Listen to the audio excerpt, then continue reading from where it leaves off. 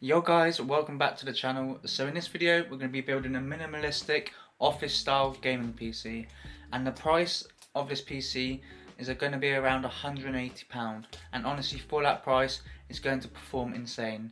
Without further ado, let's get on with the video and I'll break down all the components we'll be using today and we'll get on with the build. This is a Gigabyte B365M.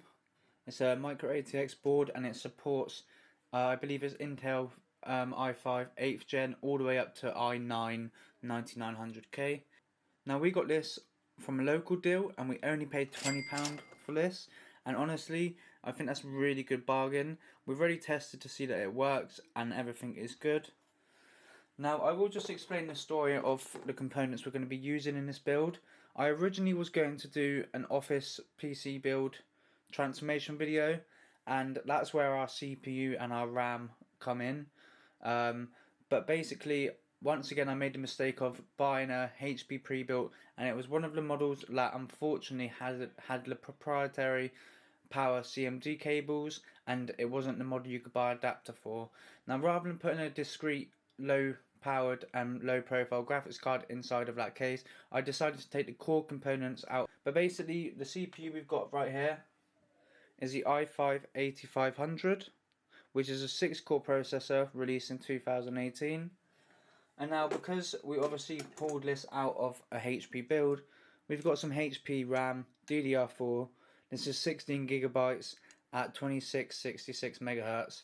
Now, as far as I'm aware, with Intel, you don't really need really high speed RAM, especially on the cheaper or the older processors. So this will pair quite nicely with this motherboard and processor.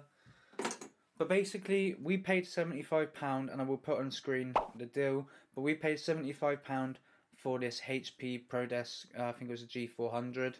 But obviously, when we realised that there wasn't a lot of upgradability to it, we decided to take out the core components that we wanted, which was the processor, the RAM, and the SSD. But basically, like I said, we paid £75 for that HP pre-built office computer. We then sold, so I was trying to sell the case, the motherboard and all that, the bare bones of that PC for about £40, but I kept getting lowballed. I ended up settling on £30, but with fees and delivery, we made £24 from the rest of the PC. So that means that we paid £51 for the i5 8500, the 16 gigabytes of RAM and the SSD. But basically, I would say that we didn't get a crazy deal for that price. I would say we paid maybe slightly less, £5–10 more than what we would if we bought them parts individually. But like I said, I just didn't see much of an upgrade path with the Office PC that I was going to do. Next, I'll be showing you the graphics card. So this is a Gigabyte GTX 1060. It's a 6GB version. It's not the most ugly looking card. It is only one big fan on the centre, but at least it's not a blower style card, because they do run quite hot. But this graphics card, I will put on screen exact cost. It costs around £63, I think, and 50p for this graphics card. And now to cool this processor, we won't need a crazy beefy cooler, but this is the Ago air cooler. I purchased this off AliExpress quite some time ago, and I was going to use it on a really cheap build, but I decided not to. That PC we recently done a video on, the £117 10-year-old PC. It had this cooler on and it done quite a good job with it, and I have tested it with this and it will cool it absolutely fine. But this cooler is from AliExpress and we paid around £7.50 for it. I also obviously have the mounting hardware, and this is quite a cheap way to mount it, but it does the job and it secures it onto the motherboard quite nicely. Now, to power this PC, it is a little bit overkill, but we will be using this Corsair CX600M, and the only reason for that is that I got this deal locally for £20, which, as you guys know, getting a decent power supply for £20 is a no-brainer, especially when it's this kind of wattage, because it leaves a lot of room for upgradability. You could go and put the best processor possible with this motherboard, and you could upgrade the graphics card and you wouldn't have to worry. And one thing to say is, obviously we did talk about this SSD that we obviously got from the HP desktop, but we won't actually be using this. If you keep tabs on my community page, you will see that when we picked up some RAM 4, which is the next build after this, he gave us a bunch of different parts, and he gave us a 500GB Samsung SSD, M.2 SSD. Now I assume it won't be the fastest drive, whether it be Gen 3 or what, I'm not exactly sure, but it should be faster than a standard SATA SSD. Now obviously I didn't pay anything for this, and if you were trying to replicate this at home, you wouldn't have this. But obviously we are kind of including this in the price, so this is a freebie that we will be putting on because this motherboard does support M.2 SSDs. Okay, so now for the case. We're going to be opening this case up. I've already had a look. It actually looks sick. I've never built like an office style gaming PC before, and I think it's going to look really clean. Well, from the outside obviously.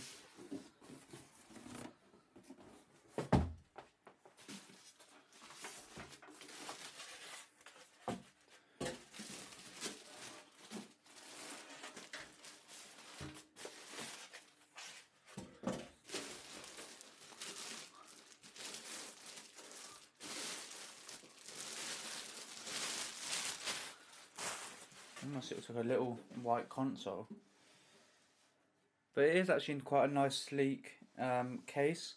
It has got some airflow or ventilation here and here, and it does come included with a 80mm fan. Now I will actually show you, but we actually managed to pick up a Thermalright fan to go in here because the only complaint on Amazon was that this fan got really loud. So we ended up buying a Thermalright fan for £5, which you could class as an additional, but I included it in the price of the build. So this is the fan we're going to be putting into here. It's the Thermalright 8015W, TL8015W. And this cost me, I think it was £4.90 for the single fan. But the good thing is, obviously we don't care about aesthetics, but it's going to do a lot better in terms of cooling, because we're only going to have one exhaust fan in here. And this fan will be able to spin a lot faster. We can also connect this directly to the motherboard and control it through a software like fan control, which will allow us to just, ramp that fan up when we're gaming, just to keep them temperatures cool. So now that I've shown you all the parts we're going to be using today, let's get on with the PC build.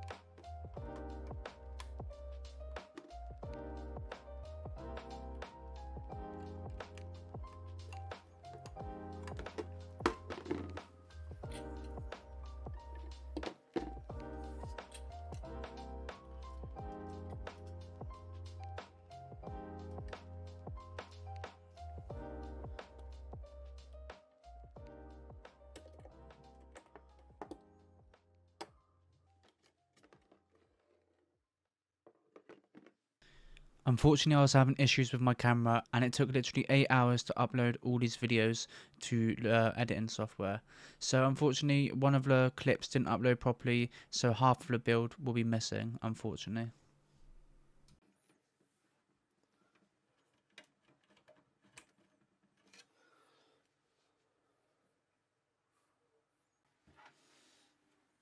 Alright guys, so the PC is finished. Now I know it's a bit dark in my room, but we've tried to cable manage it the best we can. It's lucky it's got this bracket here, which I assume is for all the cables to go through. In terms of like mounting for hard drive and SSD, it does actually say SSD imprinted there and hard drive there. So we will chuck in the hard drive just to give it more storage, but we won't be doing that in this video. But overall, don't look great. I need to cut these cable ties. But once we've got the side panel on, it's going to look like a little discreet gaming PC. And I actually think this case is quite nice, minimalistic. If you were to have it on like a desk like mine, just tucked in the corner, it wouldn't take up too much space either. So what I'm going to do is I'm going to pop the side panel back on, and we'll boot Windows onto here, and we'll play some games and see how well it performs.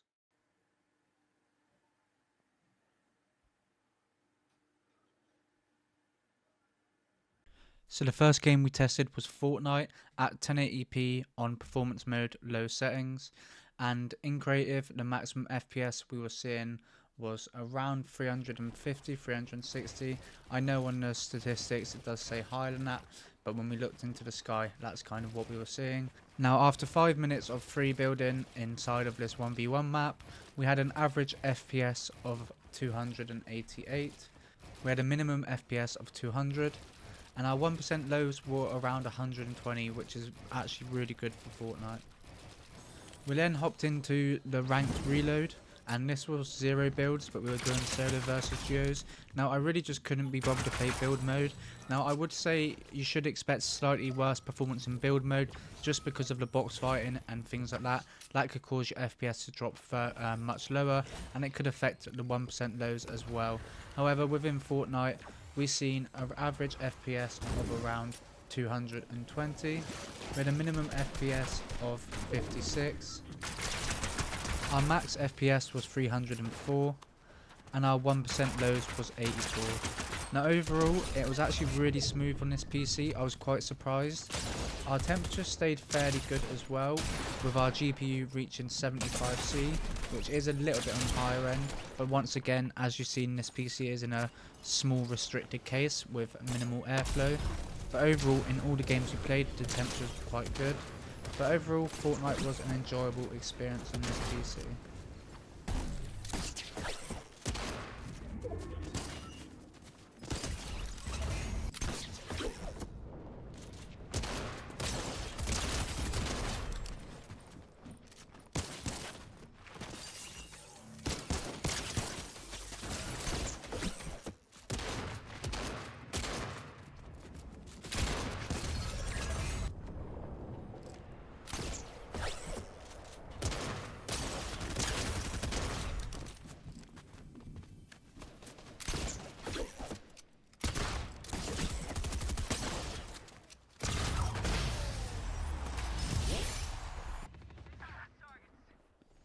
The next game we played was Valorant. We played Valorant at 1080p on low settings, mainly because I still think the graphical fidelity and the texture still looks quite good on low settings, but as well you obviously are getting the most FPS, and this is classed as a lower end system most definitely, so I just stuck with low settings. But within Valorant we've seen an average FPS of 188, a minimum FPS of 148, and a maximum FPS of 218. Our 1% lows by the end of our team deathmatch was 119. In this game our temperatures were really good as well, with our CPU being at around 56C and our GPU at 49. Now in GTA 5 we actually played on high settings. We just kind of put every setting on high, which I know some settings are better off on low or on a balance preset, because I know some have a massive impact on your FPS.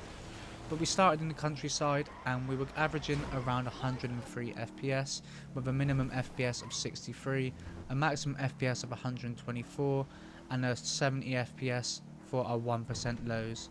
Once again, our temperatures were quite good here, with our GPU being at around 70 degrees and our CPU being at about 61. But as we moved into the city, obviously our FPS did drop quite a bit.